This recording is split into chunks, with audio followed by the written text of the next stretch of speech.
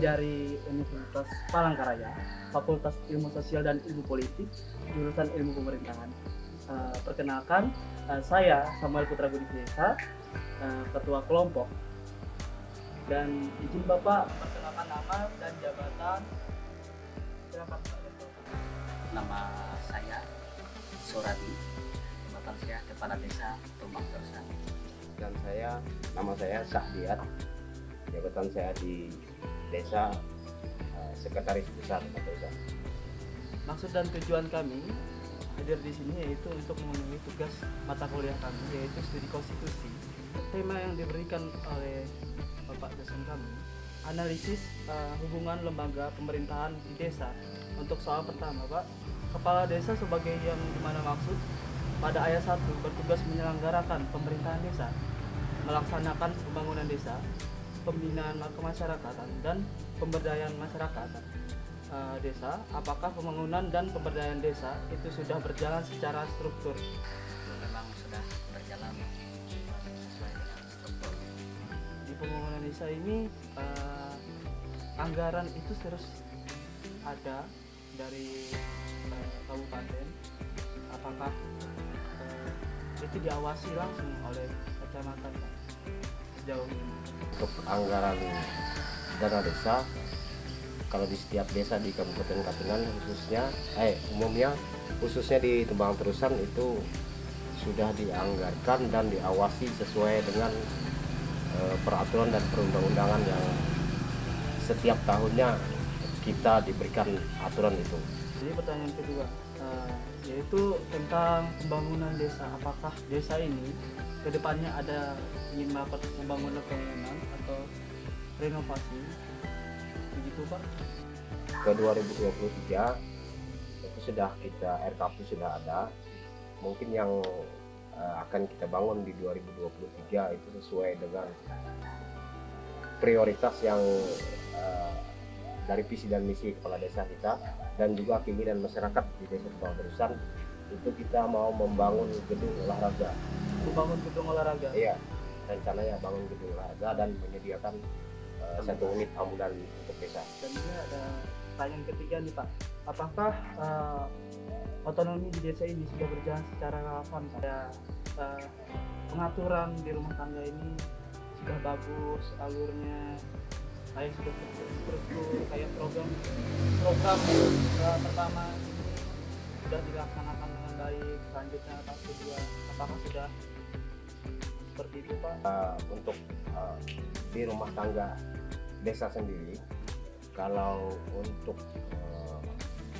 pertanggungjawaban atau alur dari pertanggungjawaban untuk dana desa yang saya bilang yang tadi itu sampai sekarang sudah 90% kita realisasikan. Untuk 2022 ini sudah 90% direalisasikan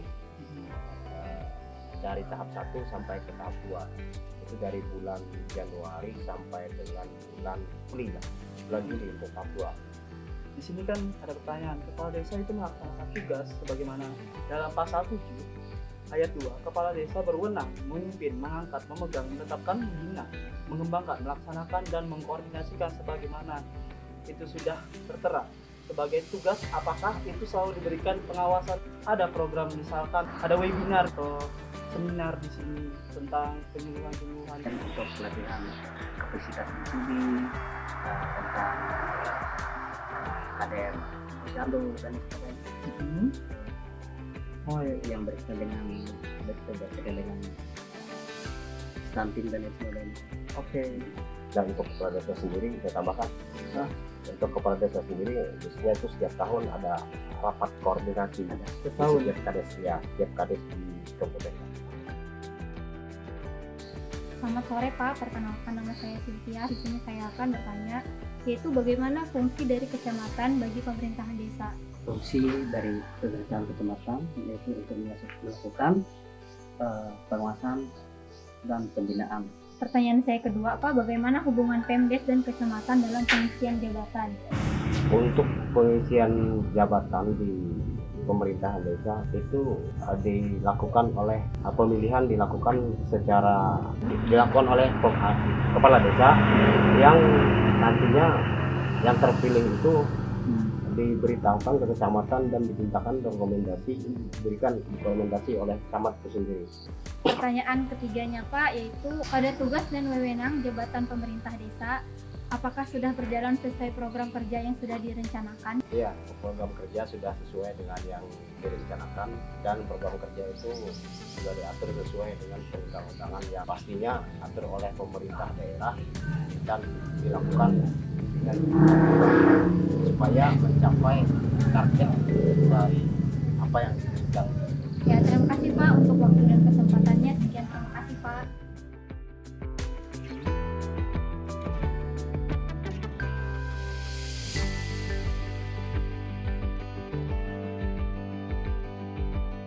Selamat pagi Bu. Ya, pagi. Tolong Ibu, perkenalan saya Samuel Bu. Jadi kami sebenarnya berkelompok Ibu. Izin Bu, kami dari Universitas Palangkaraya, Fakultas Ilmu Sosial dan Ilmu Politik, jurusan Ilmu Pemerintahan. Jadi kami ini ada tugas dari dosen kami, mata kuliah studi konstitusi. Kami ingin mewawancarai Ibu. Bolehkah Ibu memperkenalkan diri Ibu? Baik, terima kasih ya untuk kesempatan yang diberikan. Saya Anita Kristia Dewi, SSTP MAP, selaku Camat Tewang Sangalanggaring, Kabupaten Katingan. Di sini pertanyaan pertama, jelaskan bagaimana koordinasi antara desa pemerintahan kecamatan dengan pemerintahan desa dalam hal meningkatkan pemberdayaan desa tersebut, Ibu. Untuk pertanyaan tentang pembinaan pemberdayaan tentang desa ya, hubungannya yang pertama bisa kami jelaskan adalah terkait dengan fungsi camat itu sendiri yang tertuang dari Undang-Undang Nomor 6 2011, kemudian diturunkan menjadi Pemerintah Nomor 43 tahun 2014 tentang peraturan pelaksana. Pada pasal 154 disebutkan ya bahwa camat atau sebutan lain melakukan tugas pembinaan dan pengawasan desa. Pasal 2 disebutkan bahwa pembinaan dan pengawasan tersebut dapat dilakukan melalui yang pertama, fasilitasi penyusunan peraturan desa dan peraturan kepala desa, kemudian ada fasilitasi administrasi tata pemerintahan desa, kemudian ada fasilitasi pengelolaan keuangan desa dan pendayagunaan aset desa, kemudian yang keempat yaitu fasilitasi penerapan dan penegakan peraturan perundang-undangan, kemudian ada fasilitasi pelaksanaan tugas kepala desa dan perangkat desa, kemudian fasilitasi pelaksanaan pemilihan kepala desa, kemudian fasilitasi pelaksanaan tugas fungsi Badan Permusyawaratan Desa, kemudian rekomendasi pengangkatan dan pemberhentian perangkat desa, fasilitasi sinkronisasi perencanaan pembangunan daerah dengan pembangunan desa, fasilitasi penetapan lokasi pembangunan kawasan perdesaan, fasilitasi penyelenggaraan ketentraman dan ketertiban umum, fasilitasi pelaksanaan tugas fungsi kewajiban lembaga kemasyarakatan, fasilitasi penyusunan perencanaan pembangunan partisipatif, fasilitasi kerjasama antar desa, badan kerjasama desa dengan pihak ketiga, kemudian ada fasilitasi penataan pemanfaatan dan pendayagunaan ruang desa, serta penetapan dan penegasan batas desa, fasilitasi penyusunan program dan pelaksanaan pemberdayaan masyarakat desa, koordinasi pendampingan desa di wilayahnya, dan koordinasi pelaksanaan pembangunan perdesaan di wilayahnya. Terkait dengan kegiatan fasilitasi terhadap pemberdayaan masyarakat desa ya, yang kita lakukan adalah melalui tim evaluasi APBD desa yang memang menjadi kewenangan dari camat sebagai tindak lanjut daripada peraturan pemerintah ini, di mana kami sudah melakukan atau menetapkan tim yang akan melaksanakan prosesi penyusunan program dalam pemberdayaan masyarakat desa sampai dengan pelaksanaan dan pertanggungjawaban melalui tim yang di-SK-kan oleh SK Camat Tewang Sangalanggaring nomor 410/68/TSG/1 tahun 2022. Seperti itu. Jadi pertanyaan kedua, bagaimana bentuk pengawasan yang dilakukan dalam mengawasi dana desa di Desa Pendara itu? Di dalam atau melalui SK Camat tentang penetapan tim evaluasi APBD pada desa di seluruh wilayah Kecamatan Tewang Sangalanggaring, termasuk salah satunya di wilayah Desa Tumbang Tarusan, tim mengadakan atau melaksanakan tugas yang pertama, melakukan evaluasi terhadap rancangan peraturan desa, perubahan terhadap APBD sebagaimana pedoman yang telah ditetapkan. Kemudian apabila dalam pelaksanaan evaluasi tim mendapatkan kendala, dapat berkonsultasi pada tim fasilitasi pemilihan kabupaten, dan kami selaku camat harus menyampaikan laporan tersebut kepada Bupati Katingan.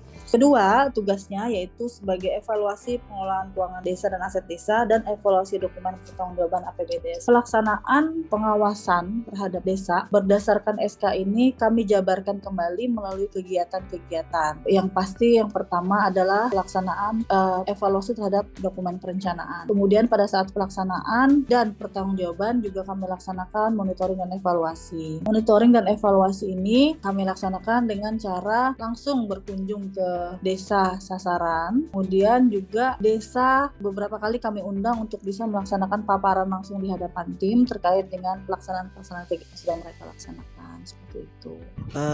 Jelaskan bagaimana bentuk pengawasannya Ibu di kecamatan dalam pembangunan infrastruktur desa. Pengawasannya seperti disebutkan tadi, kami melaksanakan monitoring dan evaluasi dengan kunjungan ke desa, melihat sejauh mana perkembangan pelaksanaan kegiatan fisik dan yang tentu saja pemenuhan administrasi kelengkapan pertanggungjawabannya.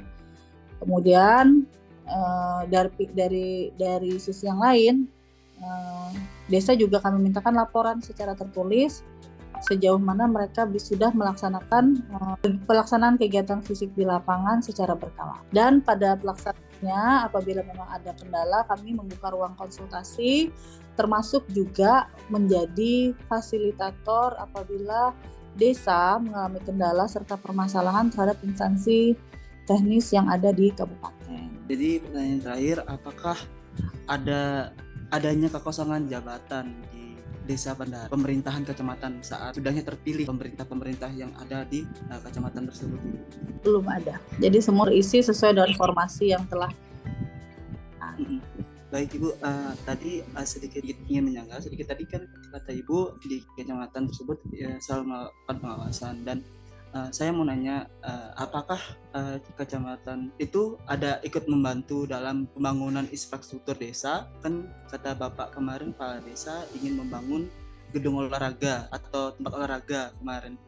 Apakah dari kecamatan itu ikut membantu atau untuk hanya mengawasin saja Ibu? Memang tugas kami hanya sampai pada pembinaan.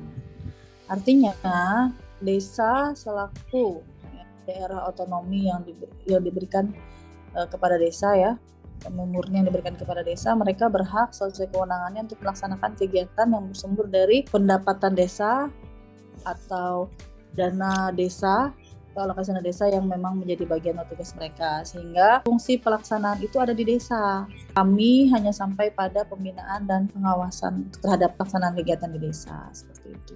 Baik Ibu. Oke, baik Ibu. Terima kasih sudah menjawab dan ikut menjadi pembicara kami supaya kami bisa memenuhi tugas mata kuliah kami laksanakan pada hari ini. Saya sebagai ketua kelompok berterima kasih untuk Ibu. Ya, sama-sama Samuel.